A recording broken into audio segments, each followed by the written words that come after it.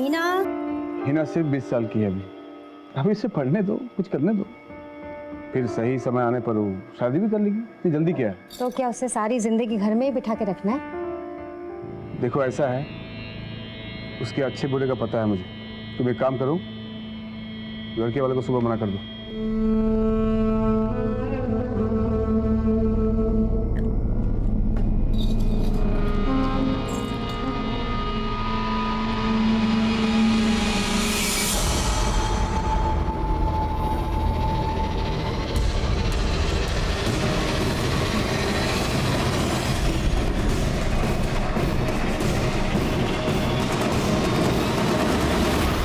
हाँ प्रमोद, एक काम करो, तुम पेशेंट को आईसीयू शिफ्ट करो, मैं पहुंच रहा हूँ।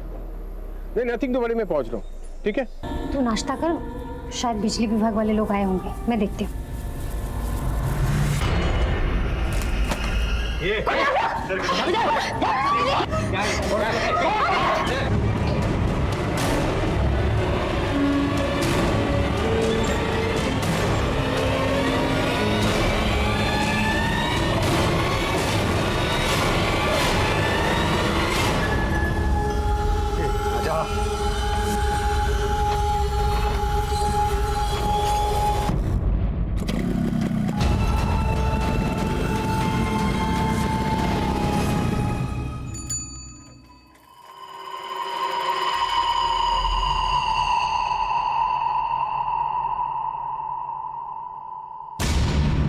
दरवाजा बाहर से किसने बंद कर दिया?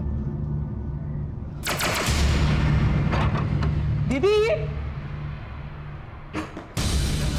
साहब! साहब! दीदी!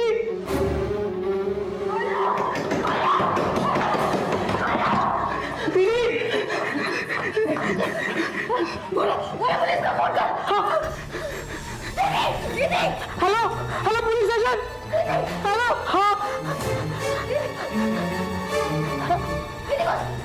अभी को चोट लगे, फंसे ठोक लेंगे।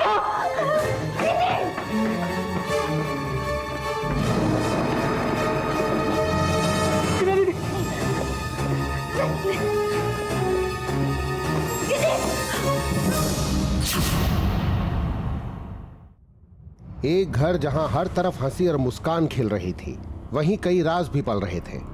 जहां रिश्तों में गर्माहट थी, वहीं रात की काली परछाई अपनों पे पड़ रही थी।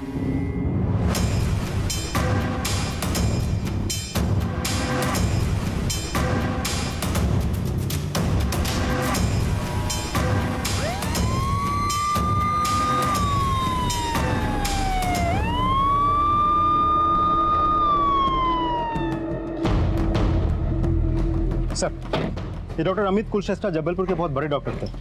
पिछले महीने हुई वारदात की तरह ये भी लूटपाट का ही मामला लग रहा है सर। जिस वक्त हमला हुआ उस वक्त घर पे डॉक्टर अमित कुलश्रेष्ठा, उनकी पत्नी शोभा कुलश्रेष्ठा, उनकी साली हिना परिहारी थी। उनकी छोटी बच्ची भी है सर, टीना, लेकिन उस वक्त वो घर पे नहीं थी। घर का नौकर है भोला, उस वक्त वो भी नहीं था। घटना घटने के बाद भोला घर के अंदर आया, ये सब कुछ देखा और उसने ही हमें कॉल किया था। सर, घर वालों का कहना है कि दो लोग जबरदस्ती आए, घर में घुसे और डॉक्टर अमित पर हमला किया। 2.5 लाख रुपए कैश लिए, गहने लिए और फरार हो गए।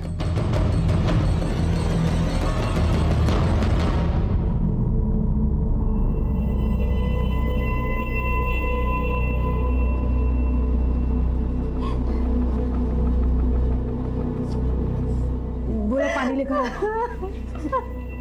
मैडम, आपने उन्हें देखा तो होगा, वो दिखने में कैसे थे? दीदी दीदी दीदी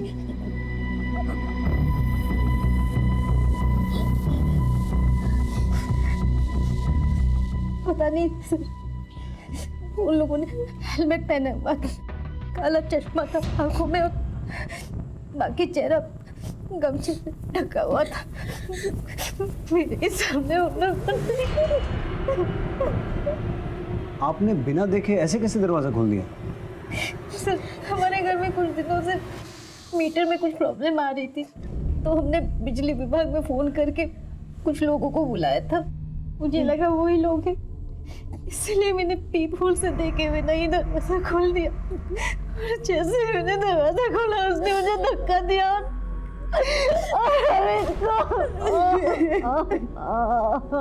दीदी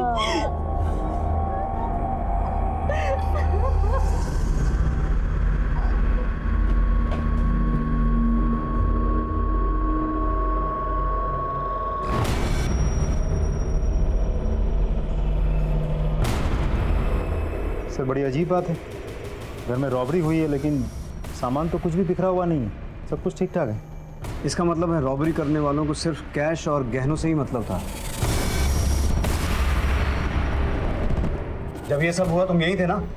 नहीं साहब, हम तो टीना दीदी को उसके कराटे क्लास छोड़ने गए थे और जब हम वापस आए तब देखा दरवाज़ा बाहर से बंद।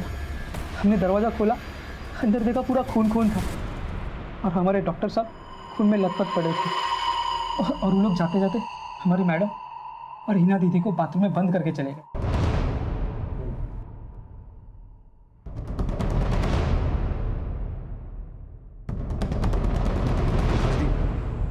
सिर्फ लूट के लिए इनकी बॉडी पर इतने वार क्यों किए गए? सर वार भी तो नौसिखिए तरीके से किया गया है। उनकी साली का कहना है कि चाकू को ऐसे ऊपर से पकड़ के 13 से 14 वार किए गए थे। लेकिन मारने के लिए तो 3-4 वार काफ़ी होता है। Right sir. मुझे ये मामला दुश्मनी या नफरत का लगता है, या फिर जिस किसी ने इस लूट को अंजाम दिया है उसकी ये पहली लूट थी। एनीवेज, पोस्टमार्टम रिपोर्ट से काफ़ी कुछ क्लियर हो जाएगा। आओ।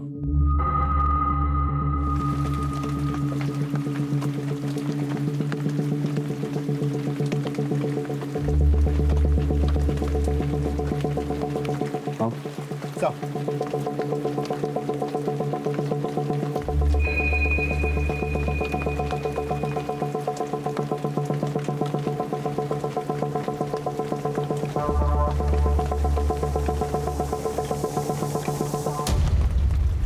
राजदीप, इस सीसीटीवी के अलावा आसपास जितने भी सीसीटीवी हैं सबकी फुटेज निकलवाओ और घर वालों से वो जो गहने चोरी हुए हैं उनके बिल्स या फोटोग्राफ्स जो भी इंफॉर्मेशन मिले वो कलेक्ट करो। और सर पिछले महीने भी इस इलाके में जो लूटपाट की घटना घटी थी उसके लुटेरे अभी तक पकड़े नहीं गए। उस केस की फाइल को इसके साथ मैच करके देखो, शायद कोई क्लू हाथ लगे। Right sir.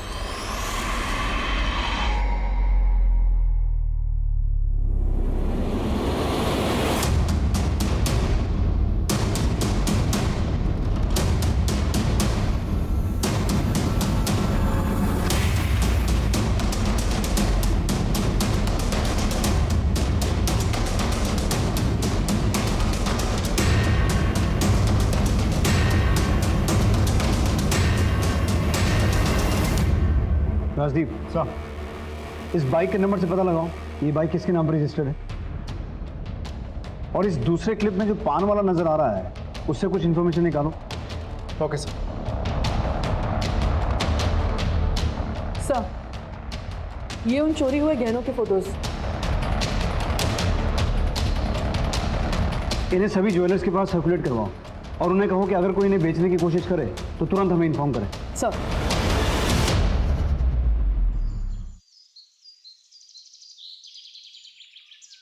सर उस पान वाले ने जो डिस्क्रिप्शन दिया था उसके हिसाब से हमने ये स्केच बनवाया।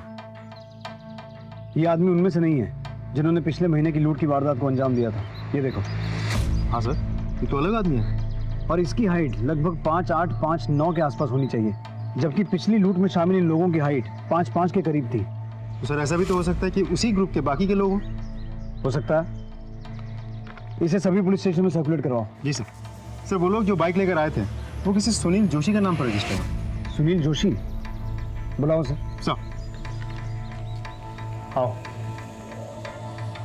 सर यही है सुनील जोशी। तुम्हारी हाइट कितनी है? सर 5'8". क्यों?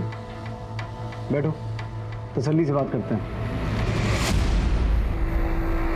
ये बाइक तुम्हारी है ना? सर नंबर तो सेम है सर, लेकिन बाइक मेरी नहीं है। 21 जून को तुम कहाँ थे? सर मैं ऑफिस में ही था, आप चाहे तो इंक्वायरी कर लीजिए सर। और मेरी बाइक भी ऑफिस की पार्किंग में खड़ी थी। ठीक है, जा सकते हो। Thank you sir. सर आपने इसे जाने क्यों दिया? सिर्फ बाइक का नंबर सेम होने से उसे पुलिस का मेहमान नहीं बना सकते हैं, लेकिन जो लड़के इस सीसीटीवी फुटेज में दिखाई दे रहे हैं उनकी हाइट भी 5'8", 5'9" के आसपास की थी। इसके ऑफिस से कंफर्म करो ये सही बोल रहा है कि नहीं। सर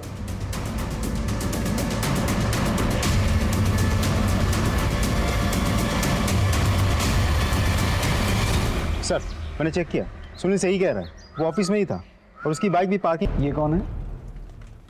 ये मेरी भतीजी प्रिया है सर, अहमदाबाद में रहती। क्या ये हम बैठ सकते हैं? जरूर। शोभा जी, मुझे आपसे सिर्फ एक बात जाननी है कि डॉक्टर अमित की किसी के साथ कोई दुश्मनी थी या कोई ऐसा जो डॉक्टर अमित से नफरत करता हो? मुझे मालूम नहीं सर। किसी भी तरह की दुश्मनी, कोई झगड़ा, अनबन? नहीं सर, डॉक्टर साहब बहुत ही अच्छे इंसान थे, उनकी किसी से कोई दुश्मनी नहीं थी सर। वो तो ऐसे इंसान थे जो हमेशा दूसरों की मदद के लिए खड़े रहते थे सर। जैसे कि आपने कहा कि वो लोग आपके घर से 2.5 लाख नकदी लेकर गए, आप लोग हमेशा ही इतने पैसे घर पे रखते थे? नहीं सर, डॉक्टर साहब इतना सारा कैश कभी नहीं रखते थे। वो तो लोन का पैसा था जो उनको किसी को देना था। किसको देना था? डॉक्टर साहब की पहली पत्नी बिंदु को। उनको देने के लिए उन्होंने पर्सनल लोन लिया था सर। पहली पत्नी? जी सर। डॉक्टर साहब और मेरी जब शादी हुई थी तो वो तलाकशुदा थी, लेकिन डॉक्टर साहब और बिंदु की बिल्कुल बनती नहीं थी सर। लेकिन ये 7 साल पहले की बात है सर। तो आपको क्या लगता है बिंदु कुछ कर सकती है? मुझे नहीं पता सर, लेकिन कुछ दिन पहले पैसों के लिए बहुत बड़ा झगड़ा हुआ था। कैसे समझाऊंगा इंजेक्शन? और जोर जोर से हंस लो। बहुत हंसी आ रही है ना मेरी जिंदगी बर्बाद करके। चलो निकलो यहाँ से, मुझे इनसे कुछ बात करनी है। 1 मिनट शोभा। बिंदु, शोभा मेरी पत्नी है, तुम्हें जो कुछ भी कहना है इसके सामने कहो। ठीक है, मुझे पैसे चाहिए। मैं कितनी बार कह चुका हूँ कि तुम्हें देने के लिए मेरे पास इतने पैसे नहीं है। मुझे देने के लिए पैसे नहीं है? हाँ, मुझे पैसे चाहिए, वरना कोर्ट कचहरी का रास्ता मुझे भी पता है। तुम डॉक्टर साहब से इतनी बदतमीजी से बात नहीं कर सकती। ये तो मैं बहुत इज्जत से बात कर रही हूँ। तूने मेरी बदतमीजी कहाँ देखी है? देख लूंगी मैं तुम दोनों को। तलाक के समय में भी डॉक्टर साहब ने बिंदु को बहुत सारा पैसा दिया था सर, लेकिन कोई लिखा पढ़ी नहीं की गई थी और इतने सालों में उसने भी कुछ नहीं कहा सर। लेकिन कुछ दिनों पहले से वो पैसों के लिए अड़ गई। वो ब्लैकमेल करने लगी, धमकियां देने लगी सर। एक नंबर की कमी नहीं है वो शोभा। मेरा घर तोड़ दिया, मेरी जिंदगी बर्बाद कर दी उसने। झूठ तो बोलेगी ना। डिवोर्स लेते वक्त मैंने कुछ नहीं मांगा, पर आज मुझे जब पैसों की जरूरत आन पड़ी तो मैंने डॉक्टर साहब से पैसे मांगे और उन्होंने मुझसे वादा भी किया कि वो मुझे पैसे देंगे। लेकिन एकदम से पैसों की ऐसी क्या जरूरत आन पड़ी थी आपको? वो मैं खुद का बिजनेस करना चाहती थी, इसलिए मुझे पैसे चाहिए थे। वैसे पूछ सकता हूँ कि आप दोनों का तलाक क्यों हुआ था? मरे हुए लोगों के लिए गलत नहीं कहते, लेकिन डॉक्टर साहब एक नंबर के गंदे आदमी थे। ऐसा भी क्या किया था उन्होंने? डॉक्टर साहब ने मेरी जिंदगी तो बर्बाद कर दी, लेकिन अपनी भतीजी प्रिया को भी नहीं छोड़ा। अस्पताल, घर, सब जगह मुंह मारते थे वो। क्या उन्होंने उठाया? कोई कैसे ऐसे आदमी के बारे में बुरा सोच सकता है सर? उनका तो ये भी कहना है कि डॉक्टर अमित का आपकी भतीजी प्रिया के साथ भी नाजायज संबंध है। नीच औरत है सर। मेरे और डॉक्टर साहब के प्यार से शुरू से जलती थी, और वो प्रिया के बारे में ऐसा कैसे बोल सकती है सर? 11 साल की थी जब डॉक्टर साहब ने उसे घर लाया और अपनी बेटी की तरह पाला है सर। जब प्रिया के माँ बाप की मौत हो गई तो डॉक्टर साहब ने प्रिया को सहारा दिया, लेकिन कुछ लोगों को हर रिश्ते में गंदगी ही नजर आती है। और हॉस्पिटल में डॉक्टर साहब का कहीं किसी के साथ कुछ नहीं चल रहा है सर। आप इतने दावे के साथ कैसे कह सकती हैं? आपको क्या पता कि डॉक्टर अमित हॉस्पिटल में कैसे थे? क्योंकि मैंने 5 साल डॉक्टर साहब के हॉस्पिटल में काम किया है एज ए हेड नर्स। मुझे आपकी भतीजी प्रिया से मिलना है। कितनी कमीनी औरत है वो। मेरे और मेरे चाचा जी के लिए ऐसे कैसे कह सकती है वो? एक अनाथ को एक बाप की तरह प्यार किया था उन्होंने, और कोई कुछ भी कहे। आपको शर्म नहीं आई मुझसे इस तरीके के सवाल करते हुए? क्या पुलिस वाले किसी से कुछ भी सवाल करेंगे? देखिए मुझे कुछ नहीं सुनना, निकल जाइए आप लोग यहाँ से।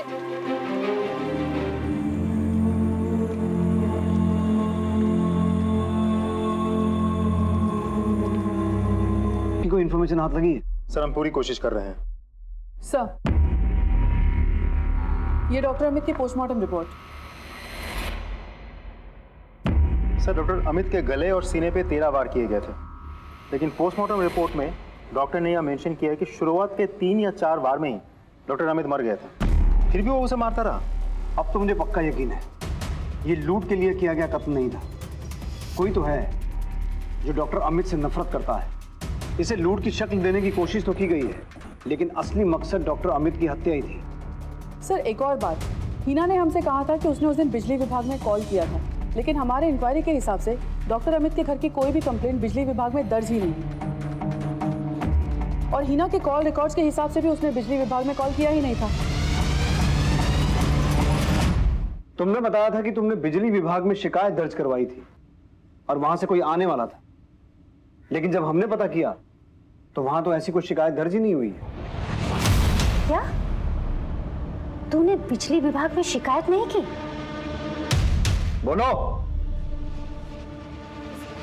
सब मेरी वजह से हुआ है। मैंने कॉल नहीं किया था, जीजू ने मुझसे कहा था कॉल करने के लिए, पर मैं उस वक्त किताब पढ़ रही थी और मेरे ध्यान से ही निकल गया। फिर दीदी ने भी कहा था फ़ोन कर लेना, पर मैंने सोचा मैं बाद में कर लूँगी। और जब जीजू ने दोबारा मुझसे पूछा तो मैंने कह दिया हाँ मैंने कॉल कर लिया है। और मैं कॉल करती उसके पहले ही सब कुछ हो गया। तो ये बात तुमने पहले क्यों नहीं बताई? सर मैं बहुत घबरा गई थी।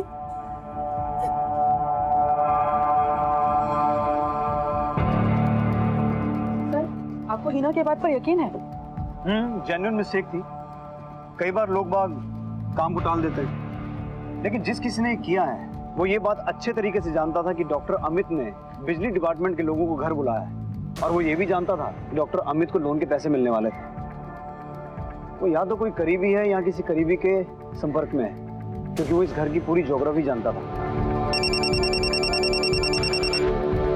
हाँ राजदीप सर, हमें जो सुनील जोशी मिला था, जिसके बाइक के नंबर उन लोगों ने यूज किया था, एक्चुअली वो सुनील जोशी डॉक्टर अमित की पहली बीवी बिंदु के टच में है। तो फिर सुनील और बिंदु दोनों को पुलिस स्टेशन बुलाओ। सर हाँ, हम जानते हैं एक दूसरे को। तो तुम दोनों सिर्फ एक दूसरे को जानते नहीं हो, तुम्हारा अफेयर चल रहा है। क्या बकवास है ये? कोई सबूत है आपके पास? ये तुम दोनों के कॉल रिकॉर्ड्स, कैसे रात रात भर तुम दोनों एक दूसरे से बातें करते हो, और जिस रात बातें नहीं कर रहे होते हो उस रात तुम दोनों का मोबाइल एक ही एरिया में एक्टिव होता है।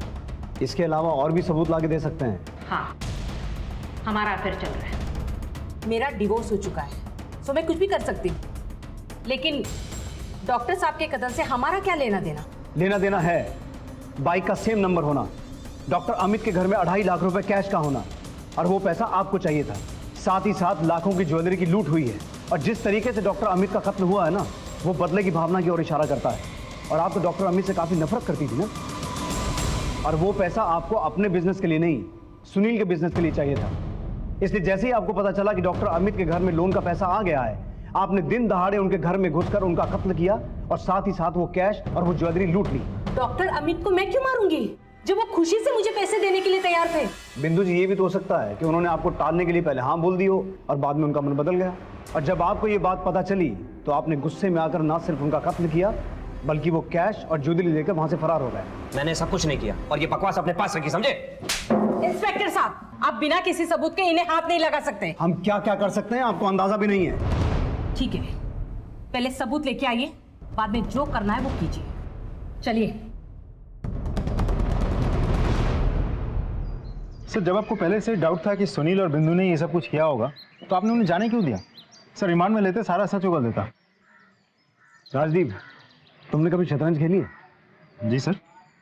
शतरंज के खेल में अक्सर हमारी नज़र वजीर, घोड़े, हाथी और ऊंट पर होती है, लेकिन अगर सामने वाला खिलाड़ी शातिर है तो वो इसी बात का फायदा उठाकर अपने प्यादों से ही चेकमेट दे देता है। तो मेरी नज़र उस वजीर पर नहीं बल्कि उन प्यादों पर है जिन्होंने बिसात बिछाई है। समझा सर।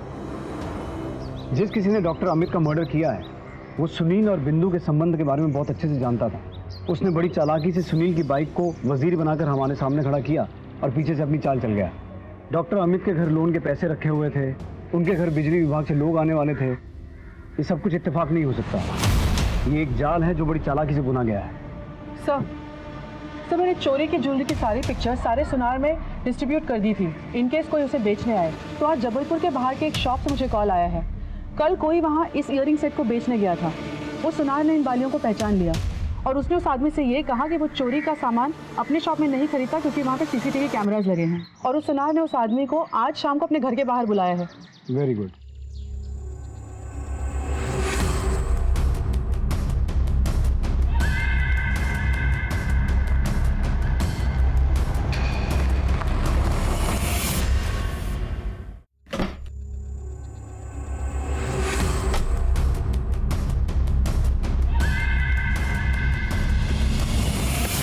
पैसे तो मिल जाएंगे, पहले बाकी के गहने कहाँ वो।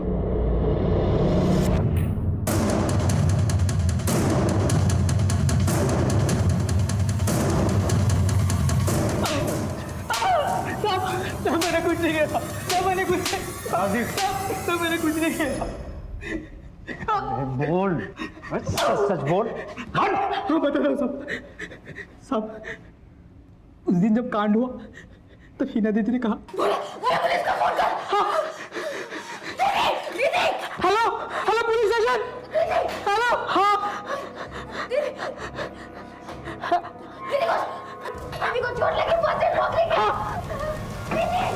और फिर ऊपर दवाई का डिब्बा लाने चले गए और जब आ रहे थे तब हमें वो झुमके दिखाई दिए।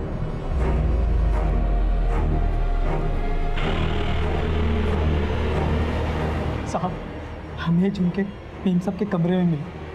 हमने 3-4 दिन इंतजार, जब लगा पुलिस को पता नहीं चलेगा तो ये शहर के बाहर लेके आए बेचने के लिए। साहब हमारी माँ को गांव में पैसों की बहुत ज़रूरत थी साहब। झूठ बोलता है, डॉक्टर अमित को तूने ही मारा है? नहीं साहब, हमने नहीं मारा है उनको साहब। अगर तूने नहीं मारा तो उस घर में ऐसा कौन है दूसरा जिसे उस घर की हिस्ट्री ज्योग्राफी से पता है? साहब वो हिना दीदी का एक दोस्त है, बॉयफ्रेंड साहब, वो घर में छुप के आता था साहब, उसी ने मारा होगा।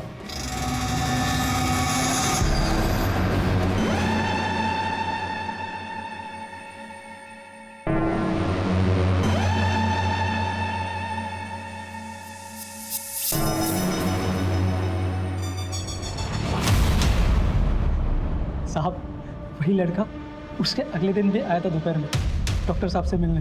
कहाँ? अस्पताल में। सर मैं हिना से प्यार करता हूँ और हिना भी मुझसे प्यार करती है। हम दोनों एक दूसरे से शादी करना चाहते हैं। तेरी औकात नहीं है हिना से प्यार करने की, समझा? निकल निकल।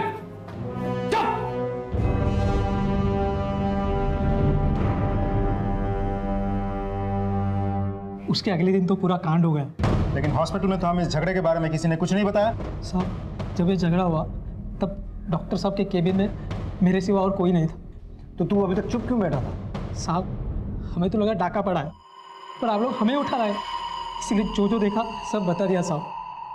जरा इस हिना की कॉल रिकॉर्ड चेक करो साहब।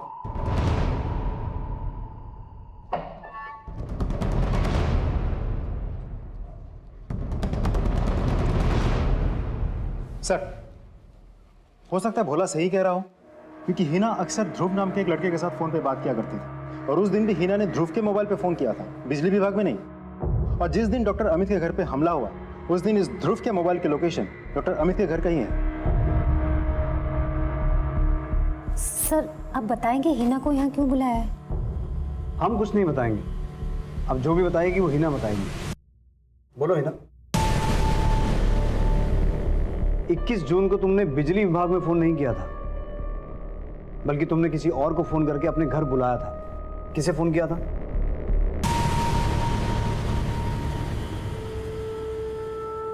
बोलो हिना। सर मुझे नहीं पता आप क्या कह रहे हैं। ओ तो हमें ही बताना पड़ेगा। राजदीप सर प्लीज बताइए ना क्या बात है, हमें कुछ समझ में नहीं आ रहा है। सब पता चल जाएगा।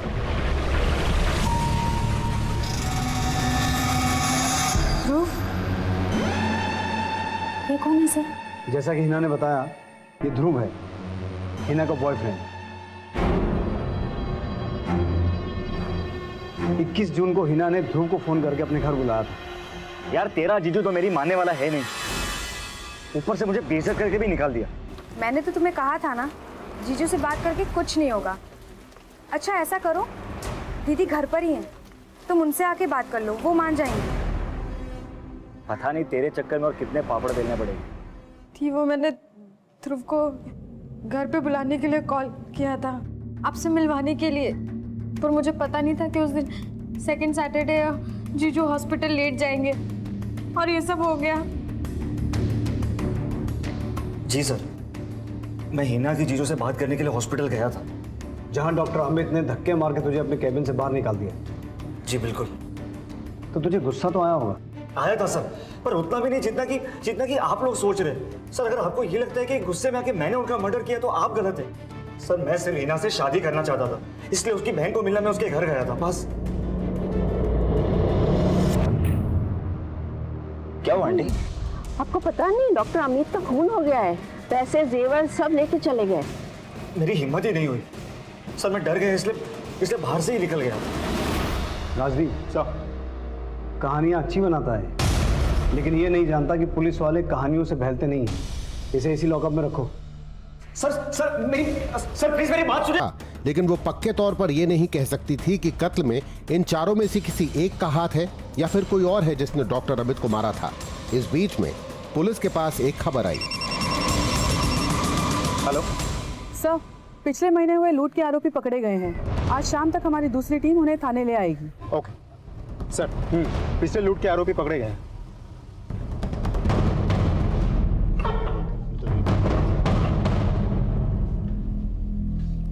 इक्कीस जून की दोपहर गीता कॉलोनी जबलपुर में एक डाका डाला गया था, ठीक उसी तरीके से जैसा तुमने 1 महीने पहले डाला था।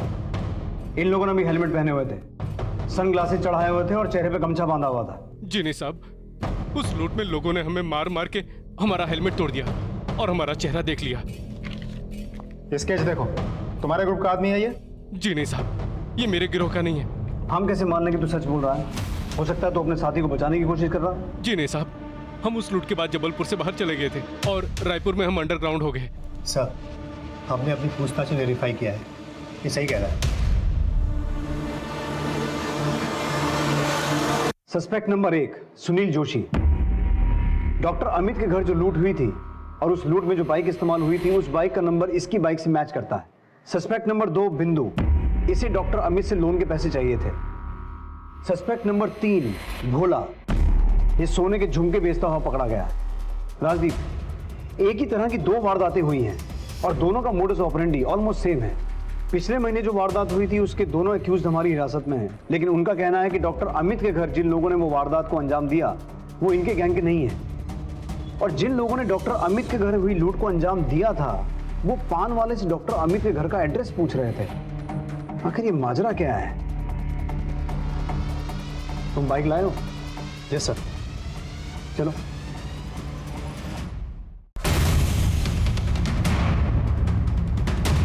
डॉक्टर अमित कुलश्रेष्ठ का घर कौन सा है? अच्छा, कुछ सुनाई नहीं दे रहा सर।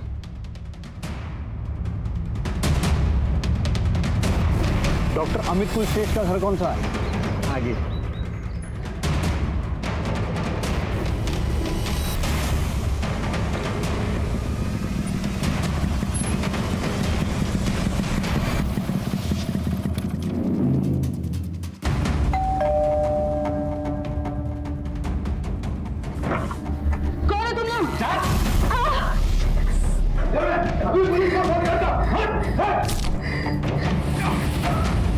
तिजोरी की चाबी दो।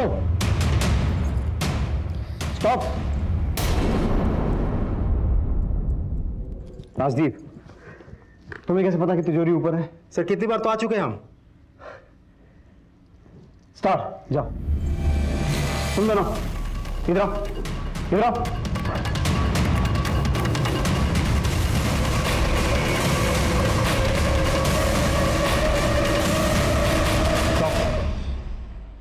राजदीप, तुम्हें कैसे पता कि कौन सी चाबी है?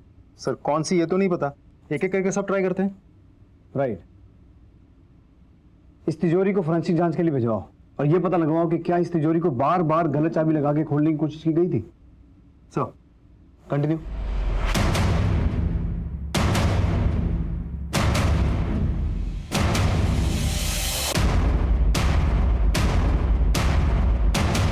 अभी तक सारी चाबियां तो लगानी होंगी ना? Yes sir. Count 3 and come down. Sir चलो 1 2 3। स्टार्ट। तुम अंदर चलो, अंदर चलो दोनों। मैं नहीं जाऊंगी। अंदर जाओ। मैं नहीं जाऊंगी। एक चलो।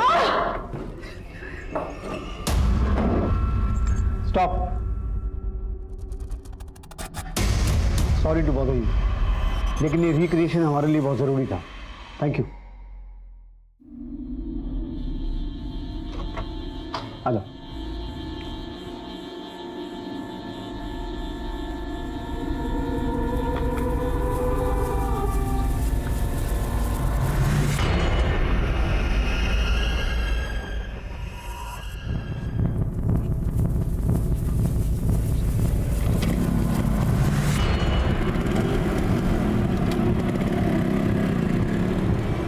Wait 20 minute. चलो।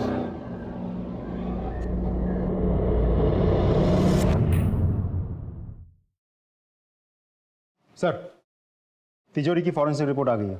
आपका शक सही था। तिजोरी में चाबी जबरदस्ती घुसाई नहीं गई थी।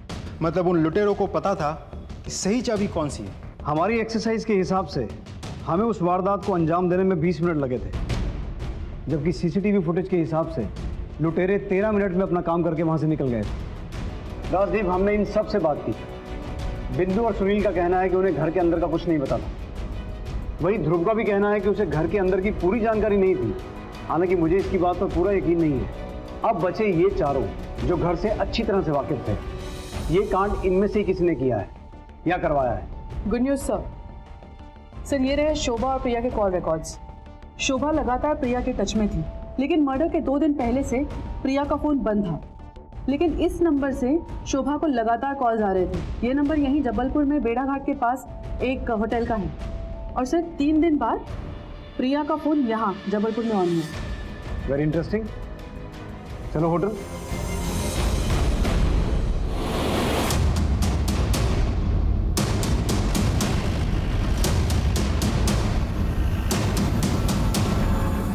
Excuse me. Yes sir. Sketch देखिए जरा।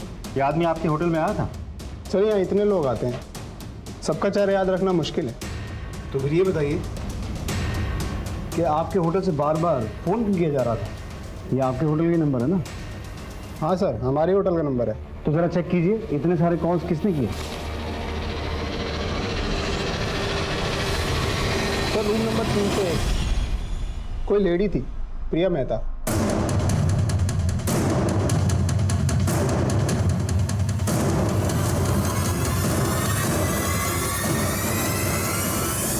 अब शुरू करो, मुझे ये कहानी शुरू से सुननी है। सर, अमित 1 नंबर का अय्याश आदमी था। शादी से पहले जब अस्पताल में एक 16-17 साल की लड़की 3 बार अबॉर्शन के लिए आई थी, लेकिन शादी के बाद मुझे पता चला कि वो लड़की कोई और नहीं, उस नीच आदमी की सगी भतीजी थी, प्रिया। जब मैं 11 साल की थी तो मेरे माँ बाप गुजर गए थे और चाचा जी मुझे अपने साथ लेकर आ गए। पहले हम कहीं और रहते थे, बिंदु चाची जी के साथ, और वहां पे चाचा जी ने मेरे साथ रेप किया। शादी के बाद मुझे उसकी हैवानियत के बारे में पता चला। वो प्रिया के साथ लगातार बलात्कार करता है। तो आप लोगों ने डॉक्टर अमित की शिकायत पुलिस से क्यों नहीं? वो बहुत बड़ा आदमी था सर, पुलिस को बताती तो क्या होता। प्रिया की बदनामी, उससे शादी कौन करता? इसीलिए मैंने जल्दी से प्रिया की शादी करवा दी। लेकिन उसके बाद मेरी मम्मी पापा ने कहा कि हीना को मैं अपने साथ रखूं, उसको पढ़ाऊं। मैं हीना को उस दरिंदे से बचाना चाहती थी, इसीलिए मैंने उसे हॉस्टल में डाल दिया। लेकिन इस कमीने ने मेरे माँ बाप से बात करके हीना को घर ले आए। मुझे पता चल गया था कि उसकी गंदी नज़र हीना पर भी है। और